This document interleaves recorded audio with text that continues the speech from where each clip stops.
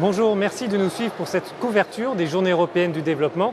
Nous sommes avec la présidente de l'île Maurice, Amina Ghourib-Fakim. Bonjour. Bonjour. Vous êtes l'une des 100 femmes les plus puissantes au monde selon le magazine Forbes. Justement, vous insistez sur l'égalité homme-femme pour aider au développement de l'île Maurice et du continent africain.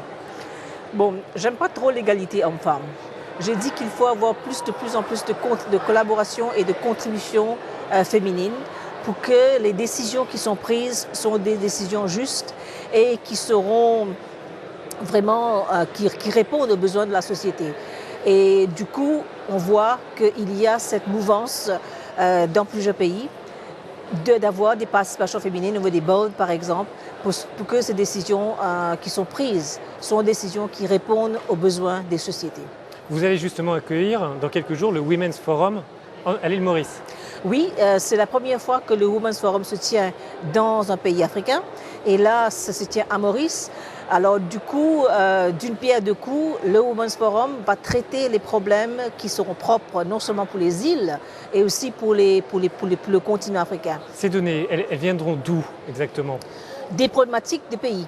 Alors, par exemple, si on a, je dis n'importe quoi, par exemple, l'érosion des côtes, par exemple, et là, on aura des données, comment l'impact, la montée des eaux, par exemple, ont impacté, et on parle de l'agriculture, comment l'eau de la mer, par exemple, comment ça va impacter, par exemple, l'agriculture. Et ce sont des thèmes qu'on doit absolument réfléchir parce que ça va de la sécurité alimentaire, entre autres. On parle de données, donc de science. Vous êtes vous-même scientifique de formation. Pour vous, l'une des fractures entre le Nord et le Sud passe justement par la fracture technologique. Expliquez-nous ce que vous entendez par cette fracture et comment elle se matérialise. Mais là, il faut prendre des exemples. Si on revient à 50 ans, d'ailleurs, on vient d'écouter le président de la Banque mondiale qui a parlé et il a fait mention du fait que la Corée, par exemple, était un pays qui vient de sortir de la guerre. Et on avait dit que c'était, comme il a bien précisé, c'était un basket case, c'était un pays qui n'allait pas pouvoir honorer ses dettes. Et on a vu la stratégie des dirigeants, des chefs de la Corée du Sud, de mettre tout ce qu'il y a dans le développement du capital humain. Et avec la stratégie, développement capital humain, et aussi avec une bonne stratégie pour la science, la technologie, l'innovation, avec un planning très rigoureux, on voit ce qu'on a maintenant. Alors, si vous regardez cette même tendance dans des pays qui n'ont pas de ressources minières, on regarde la Suisse, on regarde Israël, on regarde, évidemment, il y a la Corée, on voit que ces pays ont misé beaucoup sur le capital humain. Et j'ai tout le temps dit, et je veux le redire, les ressources africaines, ce n'est pas forcément ce qu'il y a dans le sous-sol.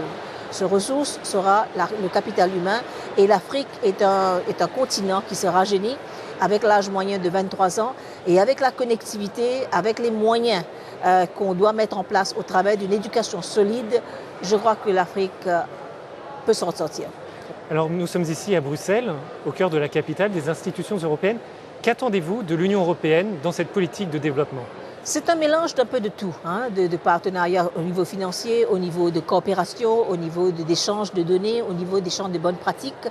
Et il faut que la communication soit soutenue et ça reste entre des partenaires. Et je pense que l'Europe a toujours un grand rôle à jouer dans l'avenir non seulement du continent africain, mais à travers le monde, parce que l'Europe va rester, et j'espère qu'au niveau de l'entité européenne, que ça va rester comme tel, pour mieux affronter les défis de demain. Dans ce schéma, l'île Maurice peut tirer son épingle du jeu. Vous êtes sur la route entre l'Asie et l'Afrique. Comment vous pouvez tirer profit de cette situation géographique ? Bon, je dois dire qu'il faut reconnaître que Maurice est un très petit pays, mais c'est un pays qui a été d'ailleurs par des anciens pouvoirs qui étaient dans les anciens pouvoirs dans la région. Ils ont dit que Maurice était l'étoile et la clé de l'océan Indien.